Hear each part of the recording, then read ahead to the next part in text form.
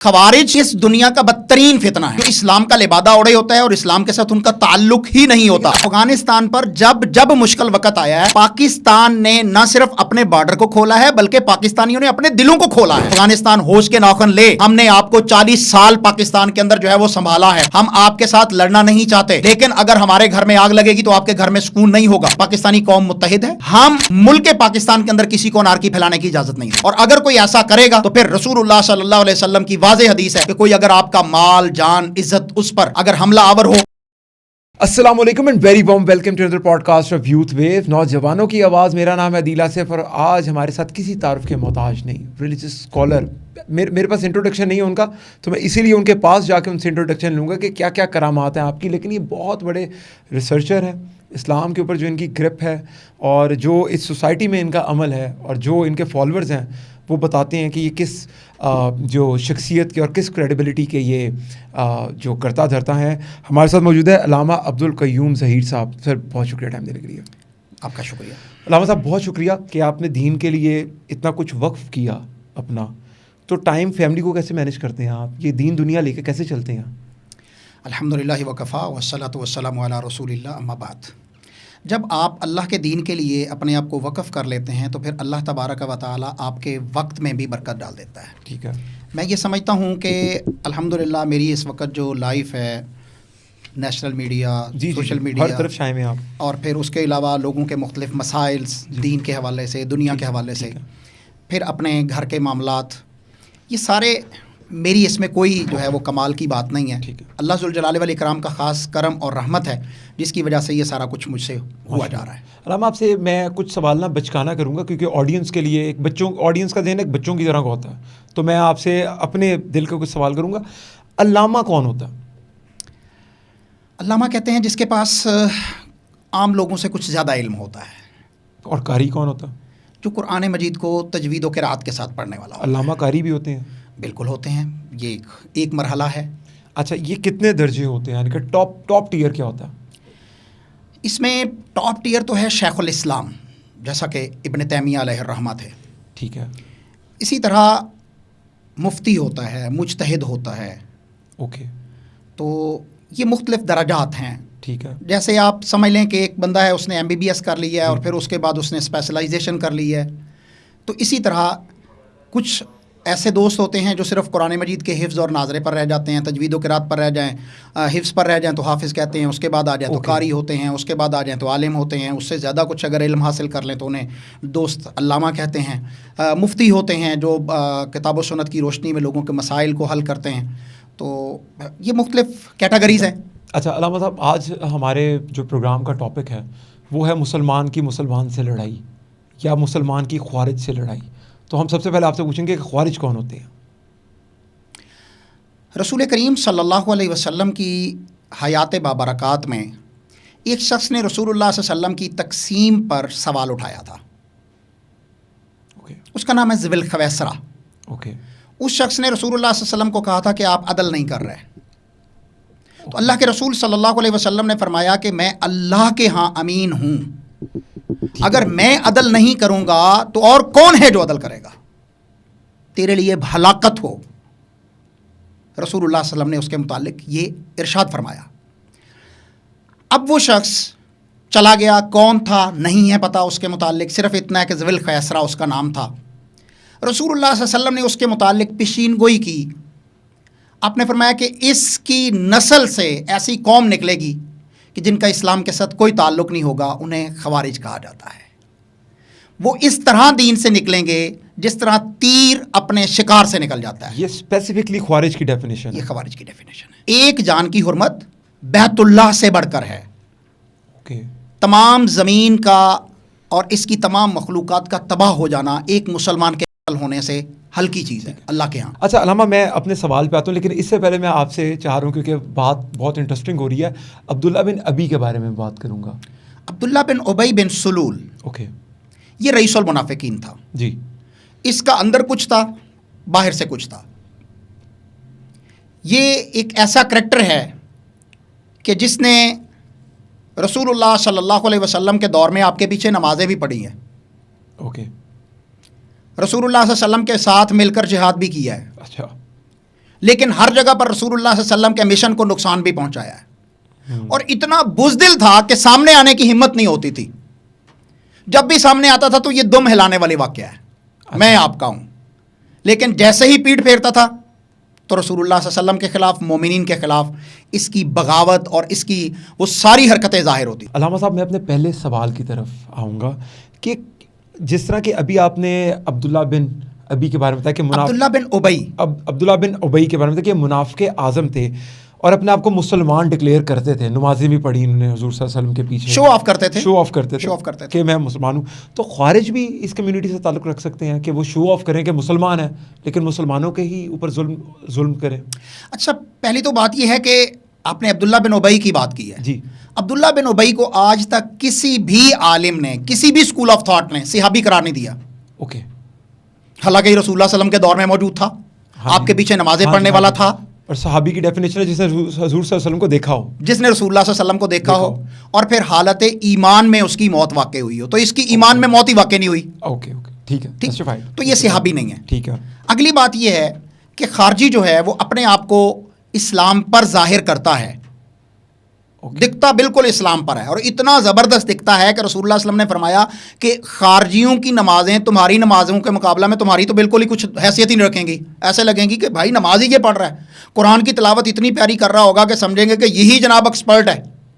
جی ایسا ہی ہے، ٹھیک ہے، تو یہ ساری چیزیں بظاہر اس کے اندر مسلمانوں والی خوبیاں پائی جاتی ہیں، لیکن در حقیقت وہ اسلام کے فہم کو اور اسلام کی تھیم کو وہ نہیں سمجھ پاتا، رسول اللہ صلی اللہ علیہ وسلم پر اس کا بلیو وہ نہیں ہوتا جو ایک مومن کا ہوتا ہے، وہ خارجی ہے۔ ٹھیک ہے، علامہ صاحب میں اپنے سوال کی طرف آؤں گا کہ کیا شریعت اس بات کی اجازت دیتی ہے کہ ایک مسلمان کسی دوسرے مسلمان سے اپنی جان، مال، اپنی عزت کی حفاظت کے لیے جنگ کرے؟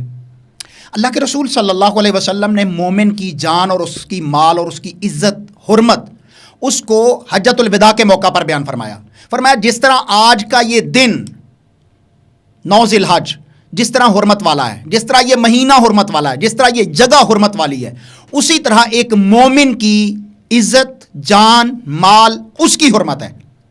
اگر کوئی شخص کسی بندہ مومن کے مال پر حملہ آور ہو، اس کی عزت پر یا اس کی جان پر حملہ آور ہو، تو اسلام کہتا ہے کہ اسے آسانی سے مال، جان، عزت نہیں دے دینی، آپ نے ڈیفینڈ کرنا ہے، اس پر حملہ کرنا ہے، اس پر اٹیک کرنا ہے۔ ویسے جب پاکستان کا قیام ہوا تھا، واحد دنیا کا ملک ہے جو اسلام کے نام پہ بنا، جو کہ پاکستان ہے الحمدللہ، اور 1947 میں صرف ایک ملک نے پاکستان کے خلاف کھڑا ہوا تھا جس نے تسلیم نہیں کیا تھا، اس ملک کا نام افغانستان ہے، لیکن پھر بھی ہمارے بھائیوں کے طرح ہیں، ہمارا بہت پیار ہے ان سے۔ تو یہ کیا وجہ ہے کہ جب زمین ان کی استعمال ہو رہی ہے ہمارے ملک کے اندر دہشت گردی کرنے کے لیے، اس کے بارے میں کیا حکم ہے؟ پہلی تو بات یہ کہ افغانستان ہمارا جڑواں بھائی ہے، جی، اس کو ہم بھائی سے علیحدہ نہیں کر سکتے۔ بے شک۔ دوسری بات یہ کہ وہ مسلمان کنٹری ہے، بے شک، اس سے بھی ہم ڈینائی نہیں کر سکتے۔ تیسری بات یہ ہے کہ افغانستان پر جب مشکل وقت آیا ہے، پاکستان نے نہ صرف اپنے بارڈر کو کھولا ہے بلکہ پاکستانیوں نے اپنے دلوں کو کھولا ہے۔ آپ کے سامنے ہے کہ یہاں پر دنیا کا ایک سب سے بڑا ریفیوجی کیمپ کیا گیا، پوری دنیا کا سب سے بڑا ریفیوجی کیمپ جو ہے وہ پاکستان میں لگایا گیا، اور تقریباً 40 سال تک پاکستانیوں نے ان افغانیوں کو اپنا مہمان بنا کر رکھا۔ لیکن اس کے باوجود بدقسمتی یہ ہے کہ مختلف مواقع پر پاکستان کے اندر جو حالات خراب ہوئے ان میں ہمارے افغانی بھائیوں کا ہاتھ ہوتا رہا ہے۔ ہم نے آپ کے ساتھ ہمیشہ اچھا کام کیا ہے، ہمیشہ اچھا معاملہ کیا ہے، ہماری مارکیٹیں افغان مارکیٹ کہلاتی رہی ہیں۔ بالکل جی، ہماری مارکیٹوں میں افغان بھائی، ہمارے پٹھان بھائیوں کا قبضہ رہا ہے، ہم نے کبھی برا نہیں منایا، ہم انہی کی دکانوں سے جا کر سامان لیتے تھے، لیکن اس کا مطلب یہ تو نہیں ہے کہ آپ گن اٹھاؤ اور نہتے مسلمانوں کو، پاکستانیوں کو مارنا شروع کر دو۔ ہمارا کیا قصور ہے بھائی؟ اور اگر آپ کو بار بار وارن بھی کیا جائے کہ آپ کے گھر سے ہمارے ملک کے اوپر اٹیک ہوتا ہے، اور بار بار ہوتا ہے، کوئی ایک دفعہ نہیں ہوتا، اس کے لیے بے شمار جو ہے وہ ایفرٹس بھی کی گئی ہیں، لیکن اس کے باوجود اگر آپ اپنے گھر کے اندر ان لوگوں کو فیسیلیٹیٹ کرتے ہیں جو پاکستان کے اندر آ کے اٹیک کرتے ہیں، تو پھر کچھ تو اس کا علاج بنے گا۔ ٹھیک ہے، شریک جرم ہوئے، آپ شریک جرم ہوئے، آپ پشتی بان ہوئے اس کے۔ علامہ عصبیت کے بارے میں کیا حکم ہے کہ آپ سب سے پہلے کیا چیز ہوتی ہے انسان کے لیے، ایک مسلمان کے لیے؟ اچھا، مسلمان کے لیے سب سے پہلے اللہ اور اس کے رسول کا دین ہے۔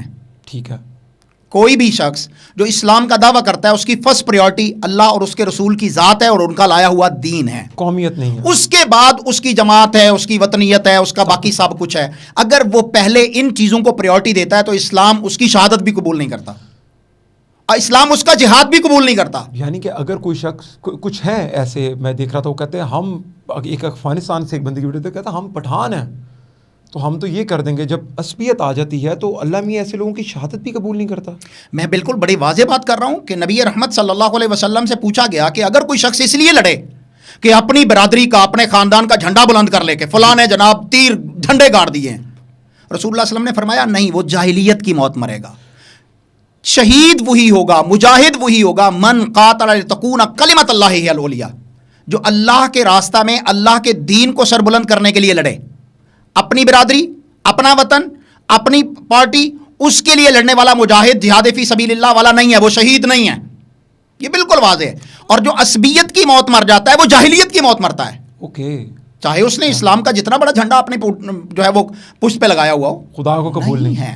کیا بات ہے. میں ابھی آپ نے بتایا کہ میں آپ کو کچھ فگرز دینا چاہوں گا کہ 2025 کے اندر پاکستان کے اندر جو واقعات ہوئے اس کے اندر 2809 حملوں میں 126 افغانی ملوث تھے اور جس میں 8 خودکش حملہ آور بھی تھے جو پاکستان میں ہے. اس کے ساتھ ساتھ پاکستان میں 90,000 شہریوں کا قتل عام ہوا جس کے اندر سیکیورٹی فورسز کے لوگ تھے, بے شمار معصوم بچے. اے پی ایس اسکول کے بھی آپ نے دیکھے ہوں گے کچھ عرصہ پہلے کہ وہاں پر بھی ایک واقعہ ہوا. اب میں علامہ صاحب, میرا جو سوال ہے وہ تھوڑا سا نا میں معذرت کے ساتھ آپ سے وہ رکھوں گا کیونکہ میرا سوال آپ کے قبیلے سے ہے ابھی فی الحال, ٹھیک ہے. میرا سوال ان مفتی رہنماؤں سے ہے جن کی بنیاد کے اوپر ہم لوگ کھڑے ہوتے ہیں, ہمارے جیسے جو کم عقل لوگ ہیں, ہم لوگ آپ کو فالو کرتے ہیں, چیزیں آپ کی دیکھتے ہیں وہاں پر.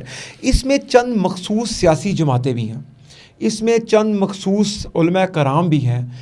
کیا ان کو نظر نہیں آ رہا کہ قومیت کے نام پہ پاکستان کے اندر شرنگیزی کی جا رہی ہے اور ایک لبادہ اوڑھ کے کہ جی ہم مسلمان ہیں. مسلمان تو پھر وہ بھی اپنے آپ کو کہتے تھے نعوذ باللہ جنہوں نے امام حسین کے اوپر تیر برسائے.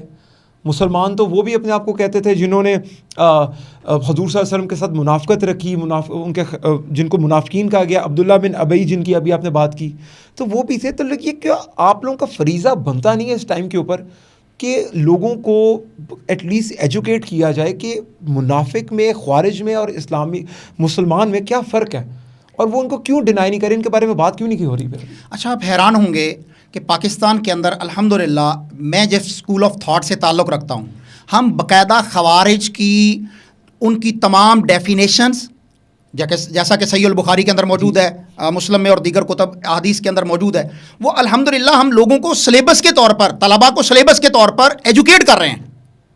ماشاءاللہ الحمدللہ. میں ایک دین کا چھوٹا سا طالب علم ہوں.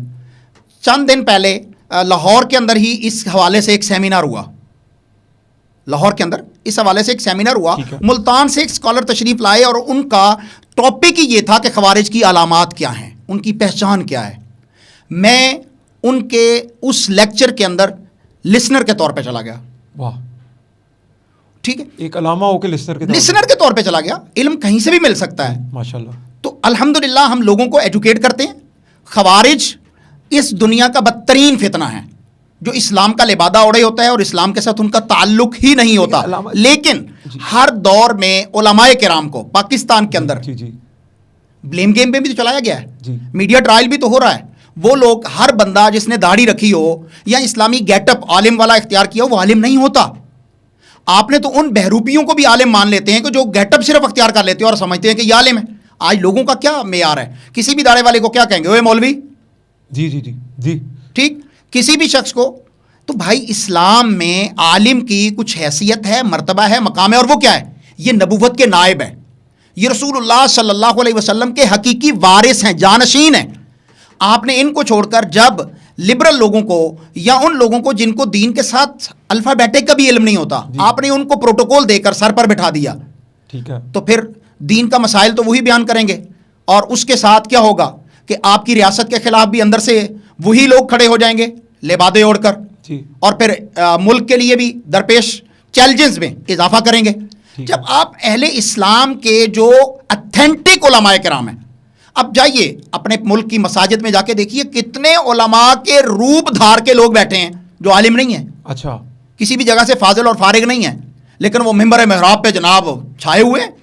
آپ نے کبھی چیک اینڈ بیلنس کیا؟ آپ کسی 2 نمبر ڈاکٹر سے جو عطائی ہو, دوائی لینا تو پسند نہیں کریں گے, اس کا کلینک تو جا کے آپ بند کر دیں گے کہ یہ جناب کہیں سے بھی اتھینٹک نہیں ہے. ویری لاجیکل جی. لیکن عالم جس نے صرف پگڑی باندھ لی ہے, جس نے ٹوپی رکھ لی ہے, آپ نے کبھی اس کا ویریفیکیشن کی ہے؟ کسی انتظامیہ نے پوچھا ہے کہ بھائی کہاں سے؟ صرف اس کی سور چاہیے. لیکن مولانا وہ اس کے پیچھے فالوئنگ ایسی ہوتی ہے کہ پھر ڈر جاتے ہیں نا لوگ کہ یار اس کے فالوورز نہ اکٹھے کھڑے ہو جائیں پیچھے, وہ آ کے نہ کچھ کر دیں. اور پھر کتنے سالوں کے بعد پتہ چلتا ہے کہ وہ غیر ملکی یہودی تھا. ڈیرہ غازی خان کا ایک بڑا مشہور کیس ہے کہ وہ 17-18 سال ایک مسجد میں امام خطیب رہا, اور جب وہ یہاں سے سرونگ کر کے جا رہا تھا پکڑا گیا تو پتہ چلا کہ یہ تو ہے ہی یہودی یا غیر مسلم ہے. علامہ لیکن یہ تو آپ نے مجھے مذہبی اسکالرس کے بارے میں بتایا کہ اور ڈیفینیٹلی آپ اس کے اوپر کام کر بھی رہے ہیں, لیکن کیا ان کا فریضہ بنتا نہیں ہے کہ یہ اس کے بارے میں پھر بات بھی کریں؟ کیونکہ دیکھیں آپ نے بتایا کہ یہ نبوت کے بعد, یعنی کہ جو نبوت ہے اس کے بعد اس کے انڈورسمنٹ اس کی کرنے کے اوپر یہ سب سے افضل ہیں جی. تو ان کا کام نہیں بنتا کہ یہ دیکھ رہے ہیں ملک میں سیاست ہو رہی ہے سب کچھ, یہ سیاسی جماعتیں جوائن کر کے بیٹھ جاتے ہیں, ایون کہ کچھ سیاسی جماعتیں بنا لیتے ہیں. عجیب بات یہ ہے کہ یہاں پر عالم کو عالم نہیں کمی بنایا گیا ہے. عالم تو سردار ہوتا ہے, عالم تو قوم کا رہبر ہوتا ہے. یہاں پر کہ علماء نے اپنے آپ کو کمی سمجھا ہوا ہے. مسجد کا چودھری کون ہے؟ مسجد کا ہیڈ کون ہے؟ ایک دکاندار ہے, ایک تاجر ہے, ایک فیکٹری مین ہے, جو شاید 5 وقت کی نماز بھی پڑھنے کے لیے نہ آتا ہو, لیکن کیونکہ اس کے پاس پیسے کا بلب ہوتا ہے, اور مولوی صاحب مہینے کے بعد تنخواہ کس سے لینے جائیں گے؟ اس سے. تو بھائی مولوی نے اپنے آپ کو کمی رکھا ہے نا, کیونکہ انگریز نے عالم کو کمی بنایا تھا. یہاں انگریز کے دور سے پہلے عالم کی قدر ہوتی تھی, اس قدر کو ختم کیا گیا, اور آج تک علماء اپنی اس قدر کو سمجھ ہی نہیں سکے. ہر دور میں جو ہے وہ علماء نے اپنے آپ کو احساس کمتری کا شکار رکھا. اگر ہماری حکومتیں وہ اس ملک کے ساتھ مخلص ہو جائیں, اس ملک میں کتاب و سنت کا نفاذ کر دیں جس کے لیے یہ ملک بنایا گیا تھا. 57 برس ہو گئے, گزر چکے 57 برس, آج تک ہم نے لا الہ الا اللہ محمد رسول اللہ کے نام پر اس ملک کے اندر اسلام نافذ نہیں کیا. ٹھیک ہے, تو پھر عالم کا یہاں پر مرتبہ کیا ہوگا, مقام کیا ہوگا؟ اس کی تنخواہ تو ایک مزدور سے کم ہوتی ہے, ایک مسجد کے امام کی. ٹھیک ہے, لیکن چند عالم تو ہیں نا جو کنٹرول کر رہے ہیں پورے پاکستان کی اکانومی کو, اور وہ بات بھی نہیں کر پاتا ان کے بارے میں کوئی معذرت کے ساتھ. ہاں, بڑی دکھ اور تکلیف والی بات ہے کہ ان کو جس طرح چاہیں خرید لیں, ان کا بھی ریٹ لگتا ہے, ان کا بھی بھاؤ ہوتا ہے, اور وہ کہتے ہیں ہم حق کی بات کر رہے ہیں اور سننی پڑتی ہیں ان کے خلاف. یہ تو بدقسمتی ہے ہماری. جی, حقیقت یہ ہے کہ آپ جب تک کتاب و سنت کے ساتھ مخلص نہیں ہوں گے, اپنے دین اسلام کو پریورٹی بیس پر اسے نمبر 1 دیکھنے کے طور پہ نہیں آئیں گے. جی. آپ کا دنیاوی ایجنڈا جو ہے وہ سیاسی طور پر صرف نواز شریف, زرداری, عمران خان, اچکزئی اور دیگر ان کے ساتھ کمپیٹ کرنے کا ہی نہیں ہوگا. ٹھیک ہے, میں اب تک نہیں اسلام کی. اسی موقع پر نا ہم نے بہت دفعہ کوشش کی, ہماری ریاست نے. آپ نے پوچھا کہ میرا ایک کتھارسس ہے کہ جب یہ امن آ گیا تھا تو پھر یہ دوبارہ یہ چیزیں کیوں ہوئی, لیکن میں آپ کو اسی کے تناظر میں کچھ چیزیں ہائی لائٹ کرنا چاہتا ہوں کہ ابھی میں آپ کو موجودہ وقت کی آپ کو بات بتا رہا ہوں کہ افغانستان پاکستان کی طرف سے وزیر دفاع DG ISPR کے 2 دورے ہیں, نمائندہ خصوصی کے 5 دورے ہیں, سیکٹری کے 5 دورے ہیں, نیشنل سیکیورٹی ایڈوائزر کا 1 دورہ ہے, جوائنٹ کوآرڈینیشن کمیٹی کے 8 میٹنگز ہوئی, 225 بارڈر فلیگ میٹنگز ہوئی, یعنی کہ جب بارڈر پہ چھوٹی موٹی جھڑپ ہوتی ہے تو وہیں پر ہی ختم کیا اس کو اور وہیں پر میٹنگ کی, 836 احتجاجی مراسلے ہیں, اور 1300 یعنی کہ جو ڈیمارش ہیں یعنی کہ سفارتی طور کے اوپر وہاں پر ہم نے ان سے بات کرنے کی کوشش کی. لیکن اس کے باوجود بھی وہ افغانستان کی اسٹیٹ فتنۃ الخوارج کو سپورٹ کر رہی ہے. سپورٹ کیسے کر رہی ہے کہ ان کو رہنے کا ٹھکانہ دے رہے ہیں, ان کو اسلحہ پرووائڈ کر رہے ہیں, ان کو وینیو پرووائڈ کر رہے ہیں, ان کو اسپیس پرووائڈ کر رہے ہیں کہ, اور وہ اوپنلی کہہ رہے ہیں کہ ہم پاکستان میں گھسیں گے اور گھس کے اتنے خودکش گھسانے, یعنی کہ وہ کلیم کر رہے ہیں کہ جی ہم نے پاکستان میں اتنے خودکش حملہ آور گھسانے ہیں. اصل میں تو میں یہ سمجھتا ہوں کہ یہ ہماری جو سیاسی گورنمنٹس ہیں ان کا فیلئر ہے. ٹھیک ہے, آپ نے دیکھا ہوگا کہ ہمارا وزیر خارجہ صاحب جو ہیں, یہ ہوں یا اس سے پہلے ہوں, جی, کتنا عرصہ ہو گیا افغانستان میں گئے ہوئے, انہوں نے کوئی جا کے ڈیبیٹ کی ہو, کوئی ان کے ساتھ انہیں انگیج کیا ہو. اگر ہمارے DG ISPR صاحب گئے ہیں یا دیگر بڑے عہدے یا وزیر دفاع گئے ہیں تو بڑی اچھی بات ہے, ویل اینڈ گڈ, ایکسیلنٹ, انہیں انگیج کرنا چاہیے تھا. لیکن ملکی لیول پر, سفارتی لیول پر آپ نے اس معاملے کو حل کرنے کی کوشش اگر کی ہے تو اس کو آپ نے ہائی لائٹ کیوں نہیں کیا؟ ایک بات ایک بات دوسری بات یہ کہ آپ نے اتنے میسج دیے، ان کو بتایا کہ آپ کے ہاں سے یہ در اندازی ہو رہی ہے پاکستان کے اندر، یہ جرائم ہو رہے ہیں پاکستان کے اندر، تو انہیں روکنا فرض بنتا تھا. اور اگر انہوں نے نہیں اس کو روکا بلکہ ان کو پاور دی یا ان کو جو ہے وہ بیک اپ کیا اور ان کو فیسیلیٹیٹ کیا، ایسی صورت میں اگر پاکستان کی ریاست نے ان کے جا کر ٹھکانوں پر حملہ کیا تو وہ بالکل جائز اور درست ہے. اور اگر فیوچر میں اگر کرنا پڑے انہی چیزوں کو روکنے کے لیے ہمارے جان و مال کی حفاظت، میں تو پھر یہ کہوں گا کہ پاکستان کی ریاست، یہاں کے رہنے والے عوام، ان کی حفاظت کرنا ہماری پاک فوج کی ذمہ داری ہے. ٹھیک ہے، ان کا ایمانی فریضہ بھی ہے، دینی فریضہ بھی ہے اور ملکی فریضہ بھی ہے، بالکل درست اور جائز ہے. لیکن یہاں پر یہ کہوں گا کہ ان کے ساتھ پھر بھی ڈیبیٹ کر رہے ہیں. اگر آج بھی آپ جا کر ڈیبیٹ کر رہے ہیں ترکی کے کہنے پر، قطر کے کہنے پر، سعودیہ کے کہنے پر، ہماری اس وقت جنگ بند ہوئی ہے، وقتی طور پر ہوئی ہے یا پرماننٹ ہوئی ہے، اللہ کرے یہ پرماننٹ ہو جائے اور افغانستان ہوش کے ناخن لے کہ ہم نے آپ کو 40 سال پاکستان کے اندر جو ہے وہ سنبھالا ہے، پالا ہے، ہم آپ کے ساتھ لڑنا نہیں چاہتے، لیکن اگر ہمارے گھر میں آگ لگے گی تو آپ کے گھر میں سکون نہیں ہوگا. تو اگر اس وقت امن کا جو ہے وہ معاملہ ہے، اور میں یہ اس کے سامنے سمجھتا ہوں کہ پیچھے انڈین لابی ضرور موجود ہے. علامہ صاحب، یہ جب یہ واقعہ ہوا کہ فتنۃ الخوارج کے اوپر، جب ٹھکانوں کے اوپر ہم نے کچھ لوگوں کو روکا کہ نہ کرو، تو ایگزیکٹلی 11 اور 12 اکتوبر کو افغانستان نے ہمارے اوپر حملہ بول دیا. خوارج نے نہیں، افغانستان نے ہمارے پہ حملہ بول دیا. پاکستان میں فل اٹیک، یعنی کہ بس مارنے آگے. اس کے بعد ان کو ریپرڈل دیا گیا.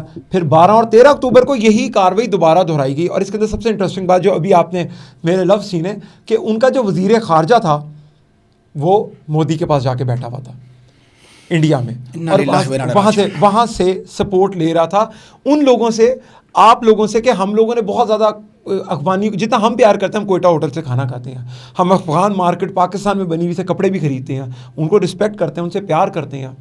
اگر اس کے باوجود یہ لوگ اس طرح کی صورتحال بنائے کہ ایون کہ انہوں نے اپنی کرکٹ ٹیم کو بھی، اب افغانستان نے جو ان کے، میں شاید آپ کرکٹ نہ دیکھتے ہو، ان کے جو کیپٹن ہے نا، ان کا نام ہے محمد نبی، بہت پیارا نام ہے، وہ پاکستان میں پیدا ہوئے ہیں. اب سوچیں ہم نے نسلیں ان کی جوان کی ہیں یہاں پر، اور پھر پاکستان کے ساتھ کیا کیا جا رہا ہے. علامہ، میں اپنے سوالوں کے آخری مراحل کے اندر ہوں کہ جب اب ہندوستان ان کو سپورٹ کر رہا ہے وہاں سے افغانستان کو، اور یہ بات وہ پورے، اور اس کی خواہش ہے کیونکہ ہندوستان سے بڑا ہمارا دشمن کوئی ہو نہیں سکتا، کوئی مانے یا نہ مانے، تو ڈیفینیٹلی وہ امریکہ افغانستان کو ایز این پراکسی یوز کر رہا ہے. اب فتنۃ الخوارج کو سپورٹ ہندوستان کی بھی ہے. اگر وہ پاکستان پہ اٹیک کرتے ہیں ہم، اور وہ ڈیفینیٹلی وہ کریں گے، تو ہم اپنی سوورنٹی کے لیے جائیں گے وہاں پر، اپنے آپ کو بچانے کے لیے، اپنے بچوں کو بچانے کے لیے جائیں گے، اپنے جوانوں کو بچانے کے لیے جائیں گے. پھر اس جنگ کو جب کہا جائے گا کہ مسلمان اور مسلمان کی جنگ ہے، تو آپ اس کو مسلمان اور مسلمان کی جنگ کہیں گے کہ مسلمان اور خوارج کی جنگ کہیں گے؟ پہلی تو بات میں یہ سمجھتا ہوں کہ مئی 2025 میں انڈیا نے جس پر پاکستان کے اوپر جس طرح اٹیک کیا، اور پھر پاکستانی افواج نے قوم کی یکجہتی کے ساتھ جس طرح انڈیا کے رافیل طیارے تک گرا دیے، اور پھر آج وہ مذاق بنا ہوا ہے، امریکن پریزیڈنٹ جو ہے وہ بار بار ان کو جو ہے وہ ترجمان ٹھیک ہے، اور وہ بار بار ان کو بتا رہا ہے کہ تمہارے جناب جہاز. اب وہ ان کی سبکی ہے انٹرنیشنل لیول پر. اور پھر پچھلے ایک کرکٹ میچ کے اندر بھی ہمارے ایک پلیئر نے جو ہے جس طرح وہ ان کے رافیل گرائے، تو وہ انہیں دن رات جو ہے وہ انڈیا کو سکون تو نہیں ہے. وہ اب اس جنگ کا بدلہ لینے کے لیے افغانستان کا کندھا استعمال کرتے ہوئے پاکستان کے اوپر اٹیک کر رہا ہے. اگر ایسی صورت میں پاکستان کے اوپر اٹیک ہوتا ہے تو پوری پاکستانی قوم کا حق بنتا ہے کہ وہ اپنی پاک فوج کے ساتھ کھڑے ہو جائیں. اور یہ لوگ جو پاکستان یا پاکستانی فوجیوں کے اوپر حملہ کر رہے ہیں یا پاکستانی عوام کے اوپر حملہ کر رہے ہیں، تو پھر ان کا حکم مسلمانوں والا نہیں ہوگا، خارجیوں والا حکم ہوگا. ایسے لوگ جو ملک اسلامی ملک کے اندر، ملک پاکستان جیسے ملک کے اندر باہر سے آ کر اپنے مذموم مقاصد لے کر دنیا کے مختلف ملکوں کو راضی کرنے کے لیے ان کی پراکسی پاکستان کے اندر جو ہے وہ انٹروڈیوس کرواتے ہیں، تو ایسے لوگوں کا ٹھکانہ جہنم ہے. اور وہ جو لوگ ہمارے فوجی، وہ میرا جوان جو بارڈر پہ کھڑا ہوا ان کا مقابلہ کر رہا ہوتا ہے، وہ مجاہد ہے اور اللہ کی جنتوں کا مہمان ہوگا اگر وہ اپنی جان پیش کرے گا.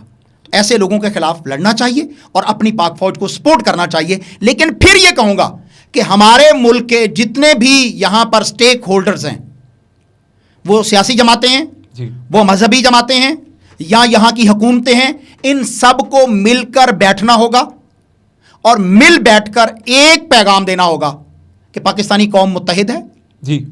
ہم ملک پاکستان کے اندر کسی کو انارکی پھیلانے کی اجازت نہیں دیں گے. اور اگر کوئی ایسا کرے گا تو پھر رسول اللہ صلی اللہ علیہ وسلم کی واضح حدیث ہے. میں آپ سے روشنی چاہوں گا کہ نبی کریم صلی اللہ علیہ وسلم نے ہی فرمایا کہ جہاد جو ہوتا ہے وہ انڈیویجول نہیں کر سکتے, وہ ریاست کے کہنے پہ ہی کیا جا سکتا ہے. اس بات میں صداقت ہے یا کوئی ریفرنس؟ اللہ کے رسول صلی اللہ علیہ وسلم کیونکہ ہیڈ آف دی اسٹیٹ تھے, جی, جہاد کی اجازت آپ کی طرف سے ہوتی تھی, آپ اناؤنس کرتے تھے, وہ ریاست تھے, exactly head of the state تھے, ٹھیک ہے, تو آپ کی طرف سے اجازت ہوتی تھی, وہ جہاد اور قتال ہوگا. آج بھی ہیڈ آف دی اسٹیٹ اسے فیصلہ کرنا ہوتا ہے.